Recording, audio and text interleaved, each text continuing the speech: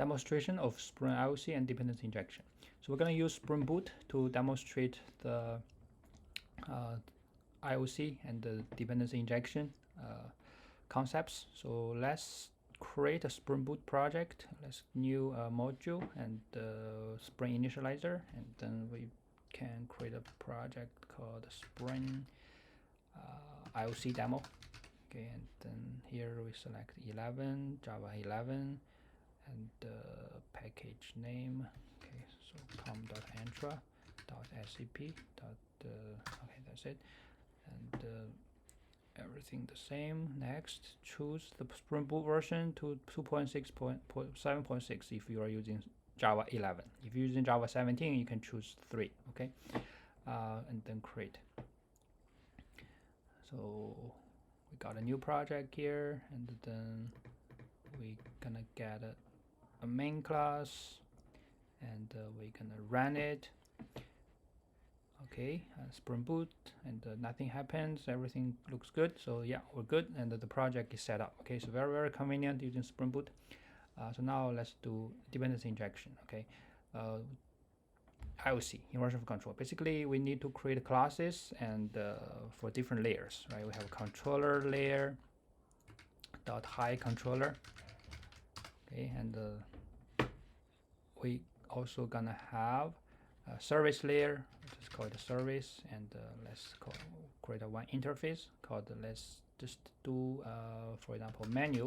Okay, service, and make it empty for now. Okay, and then we create a implementation. Okay, just simply go here, click on this yellow bulb, and then implement. Okay, and choose the designation. Okay, everything looks good, and then okay, and just don't ask again. Okay, add. All right, now we have service, we have controller, then we need a repository. Okay, so we can have an interface of let's see, menu service interface. Okay, menu repository. So this is used for database operations. Okay, so now we have 3 layers of code, and so let's put it into the package. Okay, so create a class, create an interface, and then here we have a repository dot menu repository. Okay, and now we have a controller. Okay, so this controller, let's just change the name to menu controller. Okay. Oops, class menu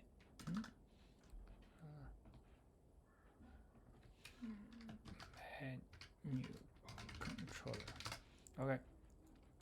So for the controller layer, we need to use controller. Okay, for this one here, we use a REST controller.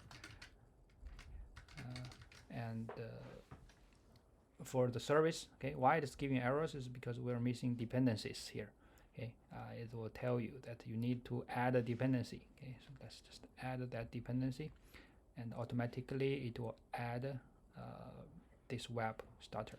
Okay, and next is we have to create a service layer, use add service, and next we need to create a repository layer. Okay, we use repository annotation. Okay, so for here, let's see if we want to connect to MySQL database, then we need to extend GPA repository. Okay, just now we mentioned, but for now, let's just leave it there. Okay, we don't worry about the repository yet, but just keep this in mind. We have a repository annotation here.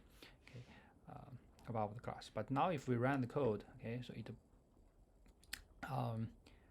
will start the Tomcat. Okay, on localhost 8080 is just because now we created a web application. Okay, so because of this dependency here, it will make this whole application as a web application. So the localhost 8080 actually now is up and running.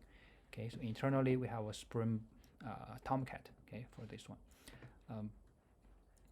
But now we want to inject, okay, our service class into the menu controller class. Okay, so for instance, if I want to have a get mapping and with a slash menu slash ID. Okay, so for here, and then we can response back. Okay, let's just for now response back a string, and get menu name. Okay, by ID. And here we need a path variable which is ID, okay, integer ID. And so our logic is we need to use auto-wired to inject our menu service, okay, so here, and then use this service to get the menu name, okay, so we can just find or we can just get menu name, okay, and then here we just put ID here. So then this method should return a string of the menu name, okay, menu name, okay, here, and then we return the menu name. All right, so now this service, okay, the controller need to use the service. The service get the menu name by ID, but we don't have this method yet, so we can create it. Just let it automatically create, and then go to the implementation by click on here, and then it also give us error saying that you didn't implement. Just click and implement it. Okay, so now we implement this service layer. Okay, so basically you see the layers. Okay, you see the structure. The user will send a request to this controller, okay, SpringMVC, and then it returns the name, okay, of the menu. But this controller, okay, for whom is not quite familiar with SpringMVC, that's fine, okay, but we probably the training will cover it later if it didn't cover yet. But this controller class now is having a dependency of the menu service. This menu service, you can see here, we didn't create object. Instead we use this annotation auto-wire to let Spring to create this object and then inject it to here. Okay, so then this class, okay, actually is also a service, menu service, right, implementation. We have this annotation basically to tell Spring that you have to create an object of this class. Then whenever I need it, you just give it to me. Okay, so here is like you create this object for now in Spring, in the factory of Spring, and then you inject it to this location. So we can start using it in my method without creating the objects. Okay, so the creation process is hidden, okay, from the developer of this class, controller class. Okay, and now we can just return some random, like dummy menu, and let's restart the server. Okay, so we can try to hit this /menu/id, okay, and localhost 8080, which one, /menu/1, oops. Okay, you see now it gives us dummy menu, right? So that is the service returns this this method. Oops. Okay, dummy menu. So if we want to combining it with our JPA, right? So now it's very easy. So all we need to do is we just need to copy this dependency and this dependency. Okay, so I'll put it here and copy together. We need a Spring Data JPA and we need a database connectivity. Okay, so we're gonna just copy them to the dependencies here. Okay, and don't forget to refresh the project, and then go to application.properties and make sure that we have all the dependencies there. Okay, let's just copy the connectivities of the database, put it here, and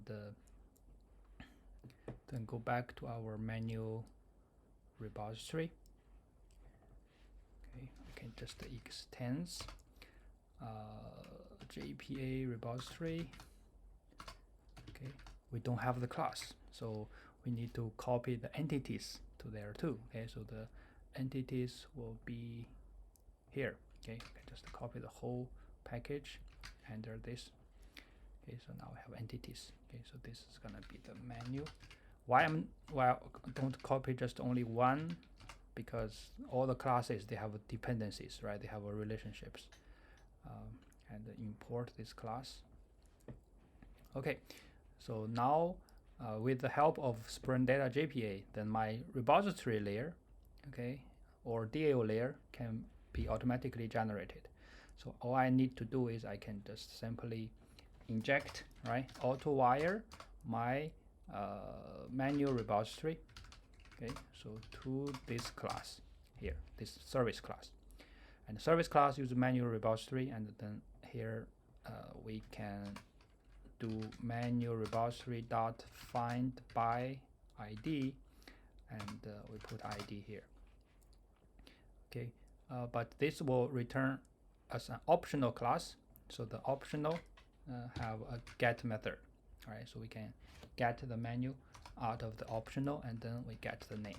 Okay, so here's the way that we can return it directly instead of a dummy menu. Okay. All right, so then now everything is done with the help of the previous projects, right? With the help of the Spring Data JPA demo project. Now we have a controller that takes care of the user input. Okay, so and we have a request mapping. Then we call service layer from the controller, but the service layer is managed by Spring. So Spring provides us this at service annotation to especially indicate this is going to be a service layer class, and it will create an object from this class, and we can use that object directly in the controller. And because the service also will use the database layer, right? So then the database layer, we use Spring Data JPA, so the manual manual repository, okay, will be automatically created by the Spring Data JPA. So we can still inject that repository object to here, even though we don't have the class here, right? So the Spring Data JPA will implement this class. And let's just restart the server. Okay, and then hit enter. Okay, voila, it's working. All right, so main service is here, and if we do, I believe it's 4. Okay, and see launch, it's here. Okay, so even though the page is the look and feel is very primitive, it is because this is a REST API. Actually, it's not a page, so it looks very simple. But the layers, okay, are clear, right? So we have controller layer is used for getting the data, return back the response, validate the input, handle exceptions. Okay, so that's the controller's responsibilities. Later on, we'll talk about more about that. And also service layer is mainly focused on do the business logics. Even though this is very simple logic, it's just call the DAO layer and get the data out and then extract the name only, but it's still a very important part layer. And then the last layer is the repository layer, which is you can call it a data layer, database layer. Okay, it's used to interact with the database. Okay, do the CRUD operations. So here we can use Spring Data JPA to handle that. Okay, so that's multiple layers, and then with the help of Spring Boot, Spring IOC, and we can make it more structured than the servlet demo. It's basically implemented the same thing, but we write everything just in one very bulky method. No layer, no segregation of responsibilities, right? So it's just not industrial level or professional. But with the help of Spring, so basically the Spring will organize all the classes and the layers, and then whenever we need it, we just use AutoWire to get the objects. Okay, so then this is a demo of the usage of Spring, Spring Boot, Spring IOC, and dependency injection. Okay, thanks.